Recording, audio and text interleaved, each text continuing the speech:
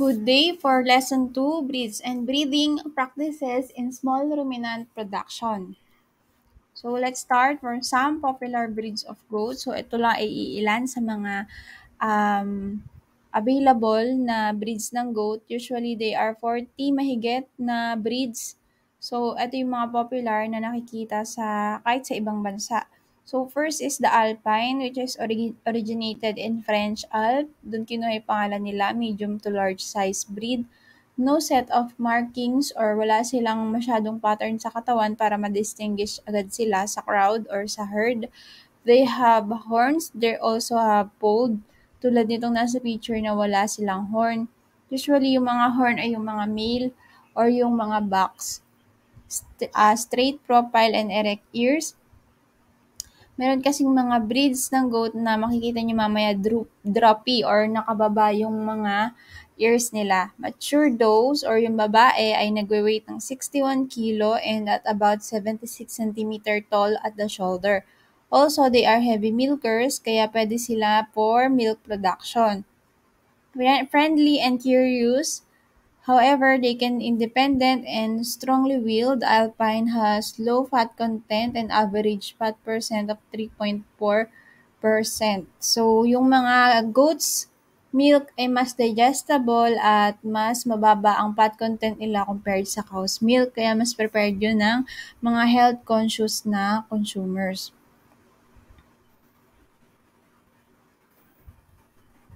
Next is Toggenburg. It is a dairy goat, so hindi siya kinakatay pero ginagamit siya for milk production. Usually, Toggenburg, yung mga sa anin, yan yung ginagamit for mga milk parlors ng mga nagpo-produce ng gatas talaga ng kambing na pinaprocess minsan to ice cream or pinapasteurize at binebenta ng nakasil pack. Originating in Toggenburg Valley of Switzerland, oldest breed of dairy goats in United States. Small, solid-colored body of any shade of brown. White ears with dark central spot. Sa face niya, meron siyang 2 white stripes down the face. So, yun yung makikita nyo agad kapag yun yung distinctive characteristic niya with predominantly white legs. Milk of Toggenburg is whiter and more easily digestible with average fat content of 3.4%. Bower. Ito makikita nyo yung siksik ng katawan niya dahil siya ay meat type production. So, nire-raise siya para katayin dahil sa good quality or excellent carcass quality niya at mabilis din siyang lumaki, fast growth rate. So, it developed and originated from South Africa. Ang meaning ng Boer ay farmer sa Afrikaans. And ang distinctive characteristic niya ay white yung body niya pero kulay brown yung head niya. So, sa lahat ng part, yung head lang yung may color sa kanya. They possess long and pendulous ears, long at mababa or nakababang mga ears. The kid of proven fast-growing sire or yung bulugan might weigh 36 kilo at 90 days, while the kid of poor quality sire might weigh only 15 kilo at 90 days. Next is the Anglo-Nubian, originated from England. Head is distinctive breed characterized with facial profile between the eyes of muzzle being strongly convex. So, meron din siyang stripes or dark spots dun sa gilid ng eyes niya at known siya to have a Roman nose or matangos yung ilong nila. The ears are wide, pendulous, and long, extending at least 1 inches beyond the muzzle o yung bibig nila when held flat along the face. The hair is short, fine, and glossy. The coloring is mostly reddish, often with spots or mottling pattern katulad ng nasa picture. Merong mga white spots or reddish. Weight at least 135 pounds or 61 kilo and 175 pounds for bucks in mature weight. Saanen originated from Switzerland in Saanen Valley. Highly productive dairy goats. They are also the largest breed of Swiss goat and weight a minimum of 85 kg. It has a white skin and short white coat. Wala siyang pattern na iba yung kulay, purong white lang siya. At siya yung pinakamalakas magbigay ng gatas sa lahat ng breed ng goat. Kaya tinawag siyang Queen of Dairy Goats. The ear are erect and point upward and forward.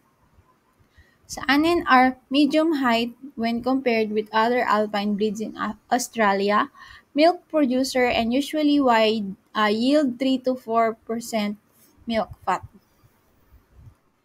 So, ito naman yung La Mancha. They are known sa much reduced external ears. So, kung mapapansin nyo, parang wala silang mga tenga, pero wala lang sila ng bone sa ears, kaya ganyan yung itsura nila. It is originated from America of dairy goats, developed in the 20th century of the west coast of the United States from usually short-eared goats. So, siya ay binreed at nanggaling sa mga pinaghalo-halong crossbreed ng Anglo-Nubian Alpines hanggang sa ma-distinct na siya as American La Mancha at nagkaroon na ng common na distinctive features yung goats na to. They have short and glossy coat with numerous color variation and patterns, producing milk with high protein and butter fat content. Kiko. So, usually ginagamit siya as meat type, ginagamit din siya as sire or bulugan. Kapag gusto nating i-upgrade yung mga native breeds natin para mas tumimbang sila. Crossbred local feral goat with imported. So, galing siya sa crossbreed ng Anglo-Nubian sa Allen and Toggenburg. Large in size. Kiko back weight up to 80 kg and doe weights up to 55 kg. So, ito yung Philippine native natin, a small, stocky animal with a mature weight ranging 15 to 30 kilo. It is red, white, or black, or combination of these colors. Primary raised for milk and seldom for milk. So, hindi masyadong ginagatasan dahil sapat lang yung gatas na naipoproduce niya for her kids. The goats raised by most Filipino farmers are Philippine strain, also known as common goats, and the Nangyas goat were originated in General Santos City in Mindanao. So these are the advantages of goat farming in the Philippines. Small capital or maliit lang yung puhunan dahil hindi naman sila nagde-demand ng so much feeds compared sa swine and poultry. So sila ay pwede mo lang silang i-fence or pwede mo silang itali or isuga. Require very less space sa housing dahil medyo maliit lang sila at hindi sila masyadong sakitin, hindi nila nire-require ng masyadong um, environmental na controlled or masyadong magandang bahay. So, pangkaraniwan sa mga farmers natin, gumagamit lang sila ng bamboo or mga nipa para sa housing ng mga goats, para sa mga backyard raisers. Raise for milk, meat, skin, fiber, and manure. Hardy animals or hindi sila madaling magkasakit and they also multiply fast. Low maintenance. And these are the some popular breeds of sheep. So this is the Merino.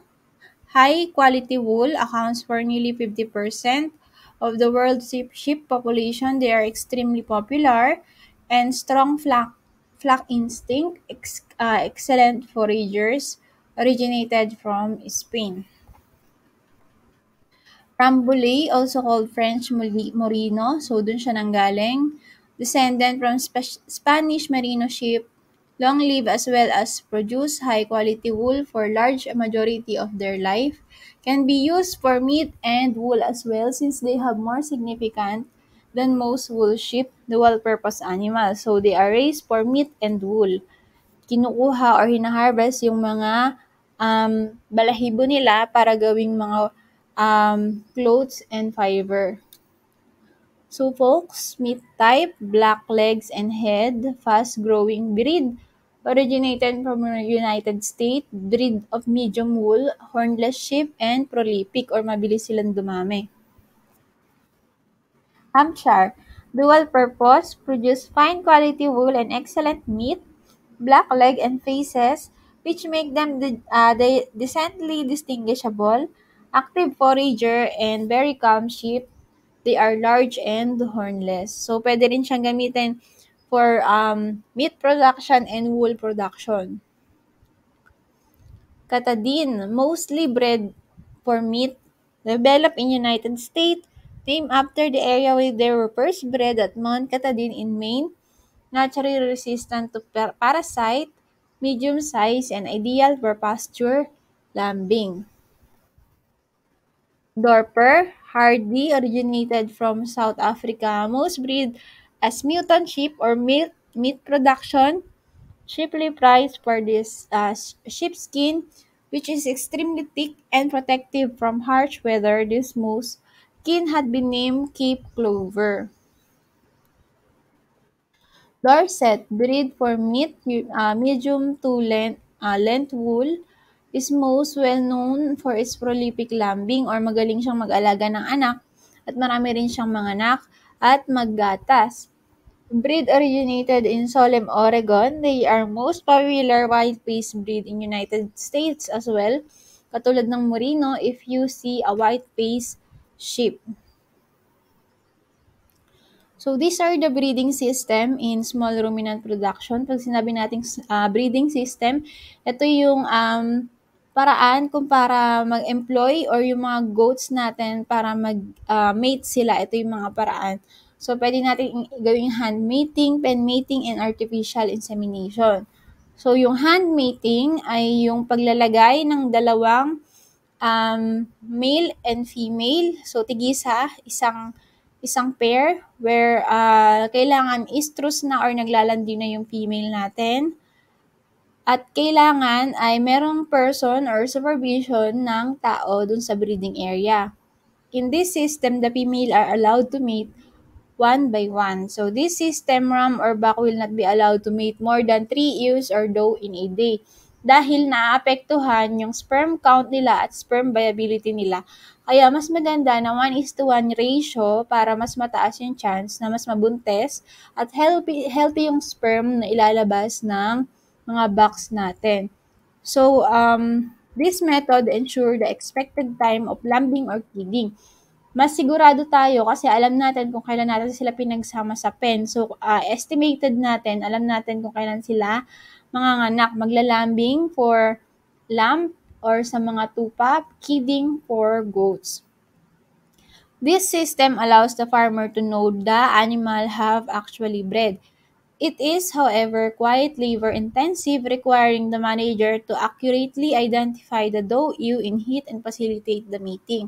So, kasi kailangan yan na makita natin if in heat na talaga yung ewes natin or yung mga dalagang goats natin. So, ewe yung tawag sa dalagang goats and doe kapag nanganak na or nag-labor na siya or nakapag-kidding na siya.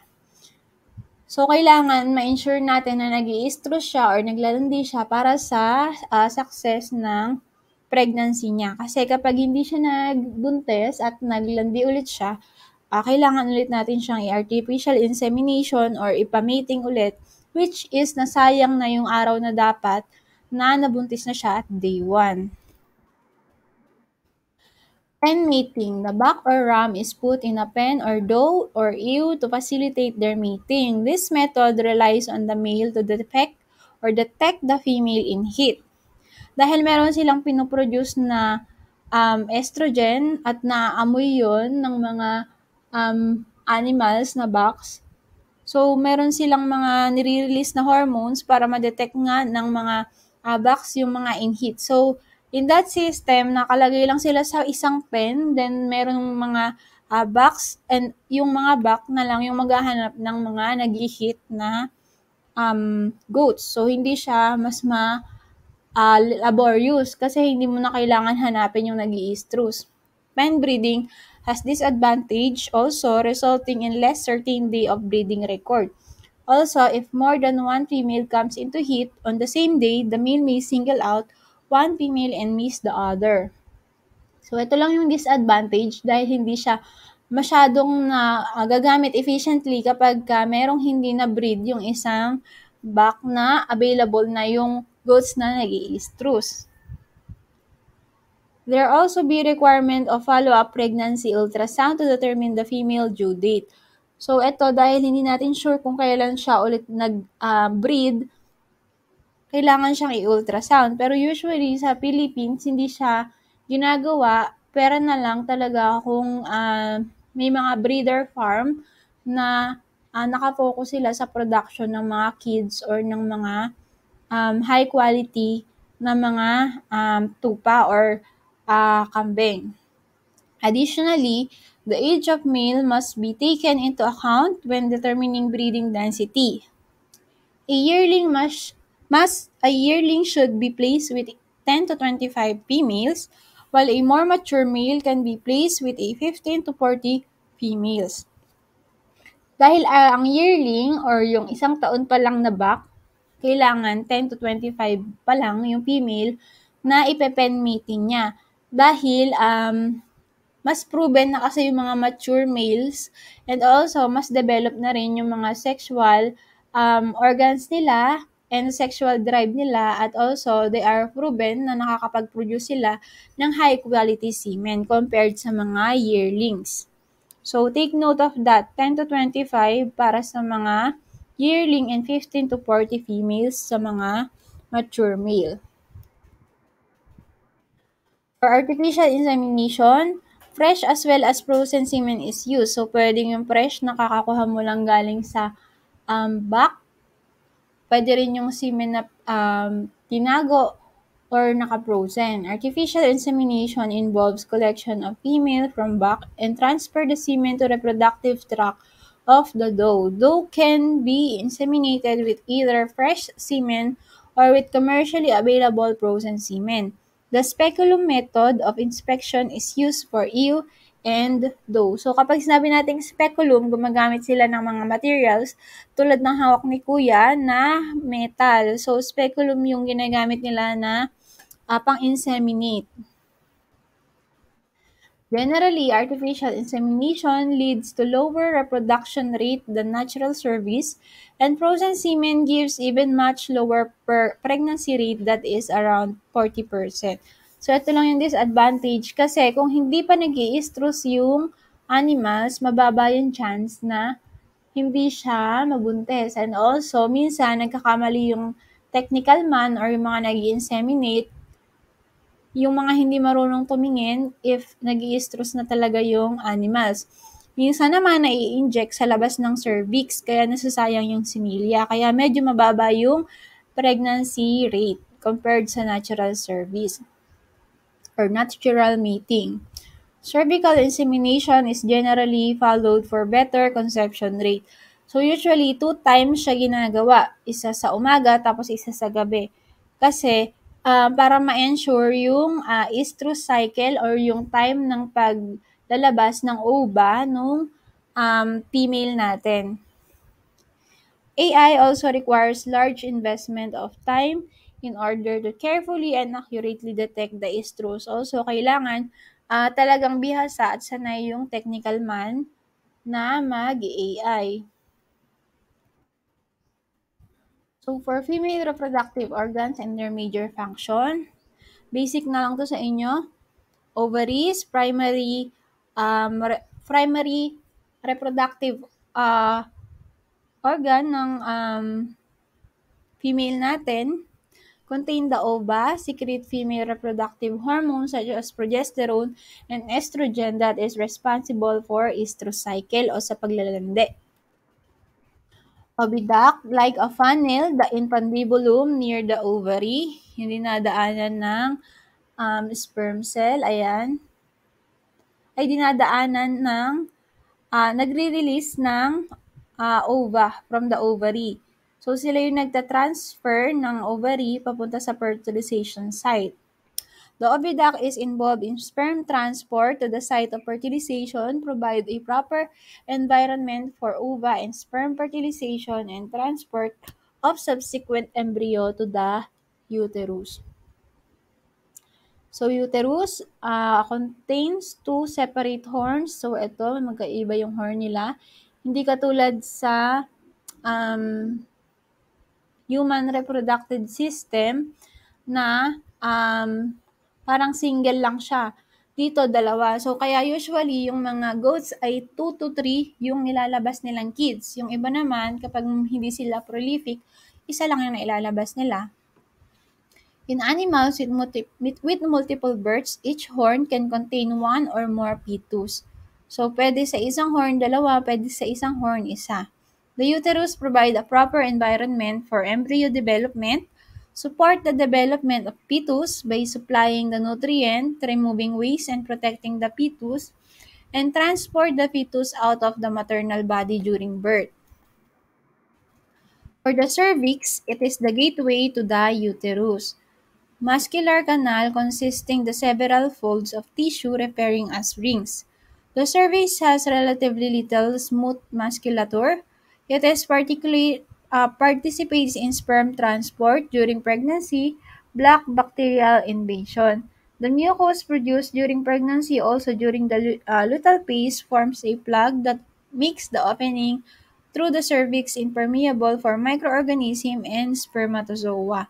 So naturally, may mga defense organism siya dun sa labas para hindi masyadong ma-infection yung mga um, loob nung reproductive tract ng animal natin. Vagina, it is the exterior portion of the female reproductive tract and site of semen deposition during natural mating. Barrier of preventing external contamination, ang vulva is the barrier to prevent external contamination of female reproductive tract. So for male or para sa mga bulugan natin, testes are prepared organs which descend from the abdominal cavity during the fetal development to lie in the scrotum. They produce the male gametes or spermatozoa and secrete the male sex hormone testosterone which is responsible for sexual drive ng mga bucks natin. Kung mataas ang libido content nila, kapag nakakita pa lang sila ng dami or yung sinasampahan para um, kolektahan sila ng similya, sasampa na agad sila. Pero kung mababa yung testosterone nila, mababa din yung libido nila na kahit may naglalandi ng dough, hindi pa rin nila sinasampahan. Testosterone is essential for development of male characteristics, maintaining normal sexual behavior, and sperm production. So, ang testes ay napakahalaga dahil diyan napoproduce ang mga spermatozoa o yung mga paggawa ng sperm ng mga bulugan natin. So, kailangan kapag pumili kayo ng mga bulugan, dapat pantay yung testes nila, walang damage, at kailangan dalawa. So, hindi pwede na may kulang or may defect dun sa testes dahil yun yung production ng sperm. Scrotum. Scrotum is the muscular sac containing the testes. It supports and protects the testes and also plays a major role in temperature regulation. It maintains temperature 3 to 5 degrees Celsius below body temperature for optimal function. So, yung scrotum, kung mapapansin nyo, kapag mainit, medyo lumalayo siya sa body ng animals. Tapos kapag malamig, para makapag-provide siya ng 3 to 5 degrees Celsius below the body temperature, kailangan umaangat siya yung skin niya para medyo lumapit sa body para mag-provide ng sufficient heat doon sa spermatozoa. So, responsible yung scrotum doon. Kaya kung mapapansin nyo, kapag panahon ng taglamig or tag-init, nag-a-adjust din siya para doon sa temperature. Epididymis. The epididymis is located in the testes and is long and convoluted tube in sperm cell produced by the testicle are stored and mature to a stage capable of fertilization. So, ang epididymis ay yung nagbibigay ng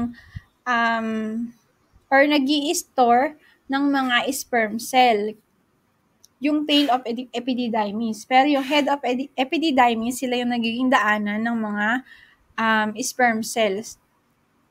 Nagiging daanan at nagiging storage yung epididymis. While the vas deferens is the tail malapit sa tail of epididymis, And also, they are the joins the urethra at neck of the bladder. Sila yung nagjo-join. So, ay mapapansin nyo, ito yung vas deferens. Ito yung urethra. Ito. And also, sila yung tinatawag na spermatid cord. Kasi kung gusto natin vasectomize or tatanggalan natin siya ng capability na mag-produce ng offspring, hindi na ikakat natin yung vas deferens nila para hindi na siya madadaanan ng sperm. Kahit sa tao ganyan yung ginagawa, vas deferens yung pinuputol para hindi na nakakadaan yung mga napoproduce na spermatozoa. Also, mawawala na rin siya ng sexual drive dahil hindi na nagpo-produce, makakapag-produce ng maayos yung testes ng mga spermatozoa at yung hindi natataas yung libido niya. For accessory gland, it involves the vulva, urethral, prostate, seminal vehicle gland, and ampulla.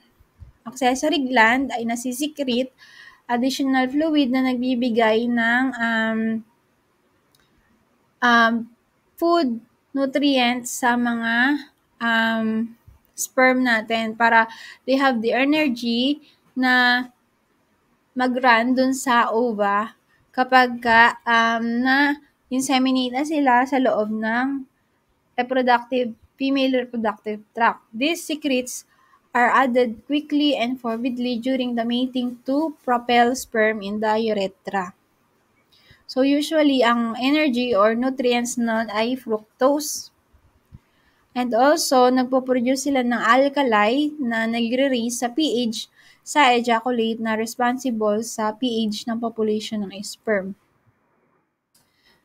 Penis, this is the final part of the male reproductive tract and its function is to deposit semen in the vaginal tract of the female. At the end of the penis is a narrow tube called urethral process or the worm that sprays the semen in and around the cervix of the ewe or doe. The prepucial sheath protects the penis except during the mating. So, yung prepuce, ayan yung dulong balat ng penis. For selection. So, ang selection ay ginagawa para ma-ensure yung mga susunod na generation ay maganda yung quality ng genes at lalabas na phenotype or yung physical na appearance ng mga goats natin. Dahil nandun yung production natin. Kung maganda yung mga herd natin or yung population ng mga goats natin, maganda rin yung kikitain natin. Also, hindi tayo, magliles tayo ng, maliles yung gagastusin natin dahil for example, merong mga kailangan mag-select tayo ng animals na walang agalaksya or mga nahihirapan na mag-produce ng gatas. So, maliles mo yung pera na dapat bibili ka pa ng mga powdered milk para dun sa mga kids.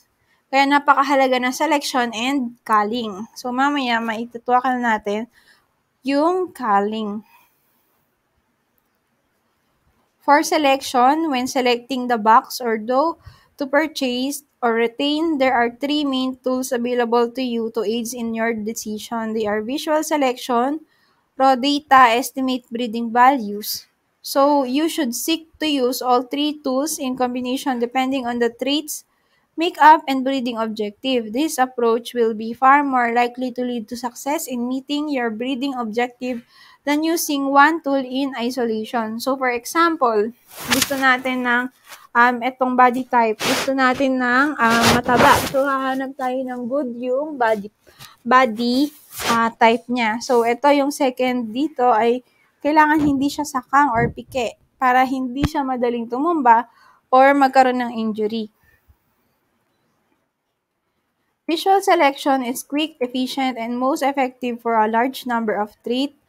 Visual selection is an important tool that needs to be utilized, particularly for traits that raw data or EVBs are not available for. And also, example include confirmation trait, temperament, physical traits such as skin color, dahil ang phenotype is the expression of genes plus environment. So usually, ang phenotype ay 10% ng genes and 90% ng environment. So meaning kahit maganda yung kinuha mo na genes or lahi, pero pangit yung pagpapalaki mo or yung management sa farm, hindi rin siya mag-a-achieve na 100% na maganda. Kaya 10%, 10 to 15% yun na i-contribute ng genes dun sa production natin. Environmental factors that play a significant role in phenotype of the goats will include their birth type, kung single sila, or twin sila, or triplet sila, the age of their dam, maiden or mature doe, the season the goat was born in, whether that had been supplementary fed. Okay? Selection and culling are most important way for goat raisers to improve production efficiency. Effective selection method give permanent gains not only from quantity but also from quality of chebon and milk production. So, chebon yung meat ng goat natin. So, gusto ko lang i-emphasize yung raw data. Yan yung mga available na data sa farm, kaya napakahalaga ng data recording, kung kailan nanganak, kung ilan yung anak, kung ilan yung milk na na-produce niya. So, dyan, pwede kang maghanap dyan. Estimating breeding values. So, meron niyang formula para ma-estimate mo yung breeding values niya. So, pero usually, ang ginagamit sa mga farm ay itong raw data and visual selection. Okay? So, these are the points to be considered in selection of animal for breeding. So, para sa select individual na merong nanggaling sa large herd or malalaking breeds and ability to grow rapidly from birth to weaning. So, mabilis silang lumaki simula pagkapanganak nila hanggang sa mawalay sila dun sa inahin nila or sa nanay nila. Select kids from those that bred regularly and preferably those that kid at least 3 times in 2 years. So, 3 beses nanganak sa loob ng 2 years. Dahil maganda yung prolific siya or regular yung pagbibreed sa kanya. Consider multiple birth highly as criteria in selection. Choose breeding those that had given birth for twins or triplets. Where conditions are highly unfavorable, select goats from high fertility and viability rather than rapid growth. However, if it is possible to provide high level of feeding for kids up to 6 months old, selection from growth rate would be justified. Select from high milk production and persistency of lactation. So, hahanap kayo ng mga inahin na magandang mag-produce ng gatas at hindi napuputulan ng gatas o hindi agad umaatras yung mga gatas nila. Select replacement stock on basis of parental performance such as growth rate, high milk production, easy milkers, and others.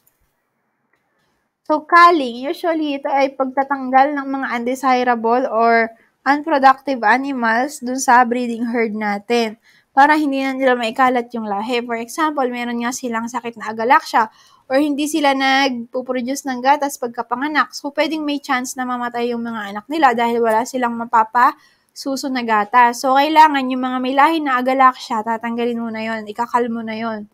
So, usually, yung mga kinakal ay nilalagay na for slaughter or kinakatay na. Inbreeding should be avoided. Kailangan hindi mapagsasama yung mga parehas na lahi para hindi sila parehas na mag-breed or magbulugan. Dahil kapag parehas na maliit, for example, parehas na undesirable yung trait nila, pag nagsama yon lalong magpo-possess or mas makikita dun sa mga magiging anak nila. For example, meron silang blind teats or mga nakabaligtad na utong. So, yung mga ganun na breeds, kapag, for example, yung nanay niya may ganung genes, yung tatay niya may ganung genes, so sa anak niya, 100% na maipapasa yon. The male should be replaced or exchanged once in 2 years to avoid inbreeding. Dahil nga yung mga box natin, yung ginagamit natin for breeding, minsan, yung mga lumalaking mga does ay anak na nila, kaya kailangan nagpapalit tayo ng box para hindi magkaroon ng inbreeding. So, breeding too young, ewes result in more weakling and thus result higher lamb loss. So, ito rin yung kailangan i-avoid natin na yung mga yearling o yung mga masyadong batang mga goats natin ay hindi natin isasama sa mga box dahil pwede yung mag-cause ng early pregnancy, pwede ring mag-cause ng early abortion dahil hindi pa fully mature yung mga reproductive system nila. Soft and shiny skin coat, goats should be selected and this indicate the health of the animals. Females should be mated only when they reach 70% of the average adult body weight. So, nakita naman natin kanina yung mga mature size per breed. So, kailangan ma-attain nila yung 70% nun bago sila mag-breed. So, for female, they should possess preferably low set body, roomy hind quarter, o medyo malaki yung likod nila para sa good space ng mga others nila or development ng mga suso nila para sa pagpapagatas nila. Though line having poor milking capacity, over short or under short jaw, broken mouth, blind teeth, and meaty udder should be disqualified from the breeding program. Female having ability to yield 2 to 3 kids in parturition can be selected. The other should be thoroughly checked for any kind of defect before purchase. Should have maternal character of protecting her kid with better milk feeding abilities. So for male should possess good body condition, masculine, legs should be stronger, free from defect, and also it should show good libido na kapag nakakita pa siya ng female, sasampahan niya agad. The animal should be having both testicle intact in the scrotum. So, for those, ito ay dapat 8 months na siya before siya i-breed at weight not less than 50 kilo for natives and 20 kilogram for crossbreed. And also, 2 cervices are recommended for maiden does or sa mga first-timer na maging mga ewes natin. Hand mating is being practiced. Breeds the doe upon observation of heat and repeat 12 hours after. So, kailangan kapag binread natin sila 12 hours after ay uulitin natin sila para ma-ensure yung success ng pregnancy rate nila. Major sign of does is in heat, waggling her tail, less willing to take feeding, forage, and fodders. Fodders ay yung tinatawag ng mga seeds na nag-germinate pero pinakain na siya agad sa mga ruminant natin. Suddenly reduce milk production, biglang bumaba yung milk niya if nagpapasuso siya. Continuous bleating or yung sound na ginagawa nila, continuous yon. Mucus has seen in vagina, reddish and swollen bulb or vulva, mounting to back and goes whether it comes front. So, sila na mismo yung sumasampa sa mga bulugan kapag naglalandi na sila. So, ito yun kanina, yung bipartite na pwedeng manganak ng 2 or 3 yung animals natin. So, ito yung some causes kung bakit nagkakaroon ng infertility or failure yung mga does natin. Minsan, infertile yung sperm ng buck or hindi maganda yung quality ng nakuha na sperm cell. Minsan naman, mayroong abnormal eggs or ovum na defective sa female reproductive disease such as brucellosis and fibrosis. So, ito yung nasa picture ay example ng female reproductive disease. Also, pwede rin yung hormonal malfunction as retain yellow body or corpus lutea. Obesity of doe may prevent conception or cause fertilized egg to be absorbed. Very hot weather, malnutrition or low intake of dietary protein, energy, phosphorus, and vitamin A, Normal fetus may be absorbed, owing the female being injured by other animals or being bumped in a narrow, poor opening and infection of genital tract. So for the box should be 8 months old, yung tinatawag na yearling.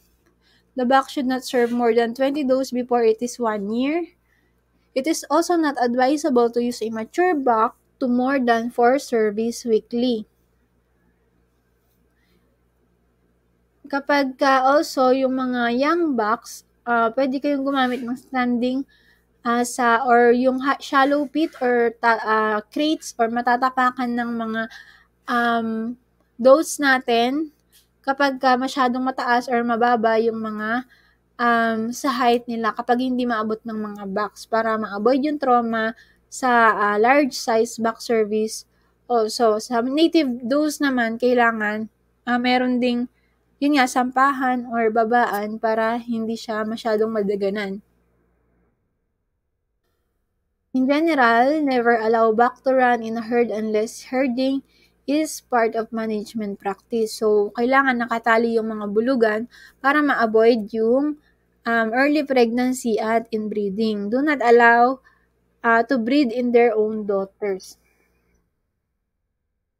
So, ito naman yung freshening mother and newborn lamb and kids. Breeding dose should be recorded to prevent doe from kidding unexpectedly. Kasi, minsan kapag yun nga, na failure to keep the records ay pwedeng mag-cause ng pagkamatay ng mga kids or mga anak nila kapag masyadong nalamigan or nanganak sa lugar na hindi appropriate, tapos biglang umulan, ayan, pwedeng mamatay. Sayang naman yung kidding nila, yung mga kids nila. Dahil sa lack of care or hindi na alagaan. So, ito yung mga signs na manganganak na yung animals natin. The udders and teats enlarge 2 months before kidding. Lumalaki or nagkakagatas na yung mga suso nila. Those become nervous and bleating lows.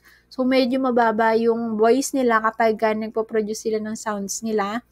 She appears hollow in the right flank and definitely hollow. So, ito ay yung sa may hind part niya, sa likod niya.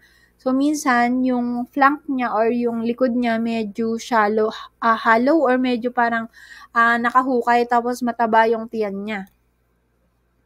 A slight discharge of mucus may appear. This may be seen several days before kidding, followed by a slight different discharge. She may pour her bedding around. So, pwedeng nag-aayos na rin siya ng papangatangan niya or yung beddings niya.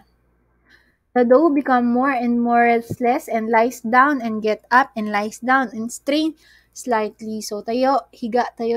So, yan, di na siya mapakali. Malapit na siyang manganak or mag-kidding.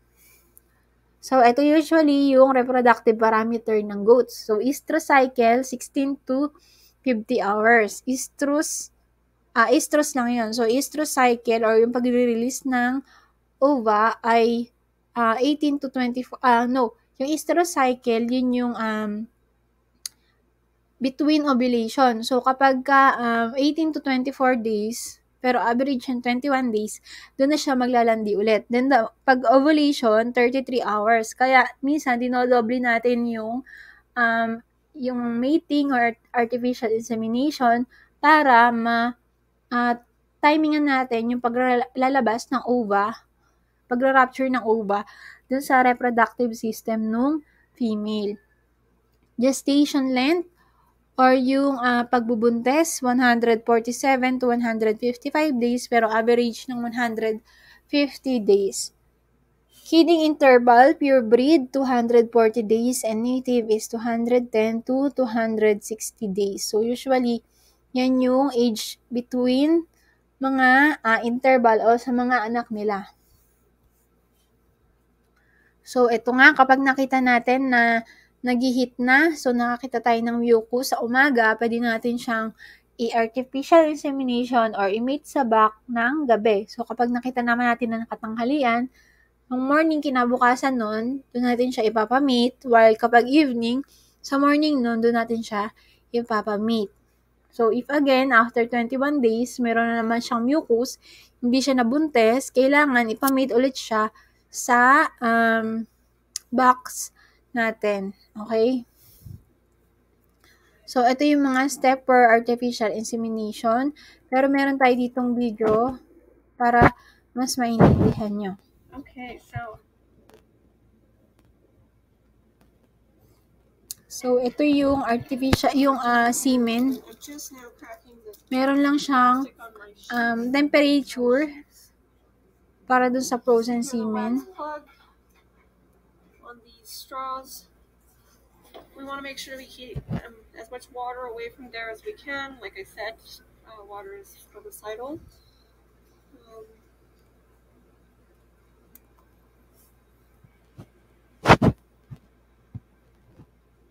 Go ahead.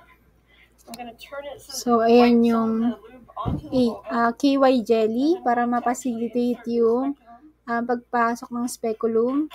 At kind of an upward angle. She's gonna hunch. That's totally normal.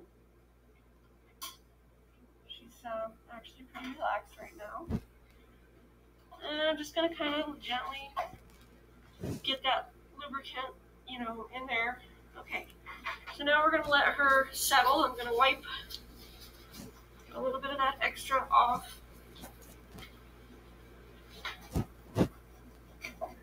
Sorry if the lighting is not so good. Speaking of lighting, here's my light. So, ayan, dyan nila titingnan if meron ng mucus, if nag-i-stress na yung goats, if available na siya for insemination. Pretty nice cervical opening. Unfortunately, I don't think we can capture that on the video, but her mucus looks just perfect. I can see there's I call them papillae. They're like a small nodules that indicate the entrance of the os. It's called the os. Anyway, I'm going to go ahead and start trying to work my first run through and see what we have.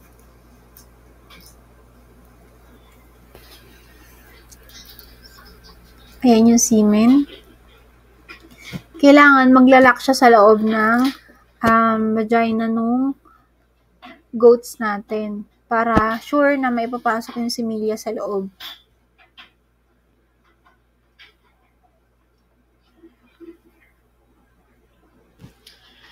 Okay, so I found the os actually pretty quickly on the stove, and now I actually just go by feel. You don't really need to look at this point, besides just making sure that you don't have semen pooling backward or coming out, which you don't want.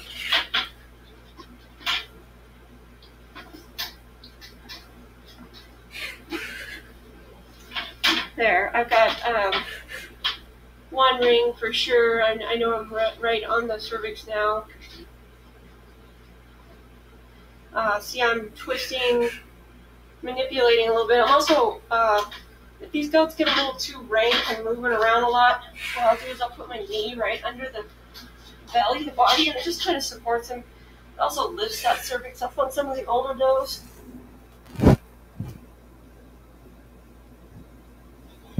This is a young doe, so she's not really low. I just want to do it to help her to settle down a little bit. But you have to be patient. And that's a big thing about doing AI. You need to be able to kind of not freak out. That might be even hard to pick up, but then I will check just to make sure that there's no semen pooling. And I use semen mostly put up by processors who use egg-based extenders. And I actually like the egg-based extenders because they are a yellowish color, and you can see that in the cervix. Ayan, unti-unti niya nang ini-inject yung semen. If you're getting any kind of blowback, it's called, if you're getting that with an egg-based semen extender, you can see it very clearly. Now I'm just going to go ahead and finish. I'm gonna see if we can get her just a little bit more food. We're gonna pause the video. I'm gonna go ahead and let her sit like this for just a second while we get her a little more food, and then I'm gonna put the second gun in. Okay, so now I'm gonna try. There we go. I'm on the Oz. We're gonna try it, and you can actually notice this. Ayan, mapapansin niyo yung mucus niya. When I pulled out that first gun, it's a real good consistency. See how stretchy it is? It's not just dripping right off my finger. Hopefully maybe you can see that on the video. That's what we want to see. We don't want this to drip. That would be too early. I think I'm feeling really good about it. So, yung mucus kasi ay indication ng estrus kapag masyado siyang sticky. Yun yung pangkaraniwan na ovulation ng mga babae. Pagka naman para siyang liquid na tumutulo, yun, hindi masyadong maganda na mag-inseminate. So, kung mapapansin niyo yung mucus, ayan, sobrang parang siyang plastic na hindi siya tumutulo kasi maganda yung timing niya ng pag-i-AI. So, inulit siya ng technician. Sometimes you need it. Boom, boom. I really moved through some rings there. So, kailangan matyaga kayo kapag mag-artificial inseminate kayo. I'm just gonna go ahead to drip right. I mean, this mucus is perfect. It's somewhat cloudy. It's stretchy, but it's not just dripping right onto the floor. Nor is it thick like custard. You definitely don't want thick because think about sperm swimming through cheese. It's like swimming through that. And then you can look into your gun and make sure you don't have any what we call blowback. And there is none. Okay, so I got some help. So that's all. Thank you for our chapter 2. Okay.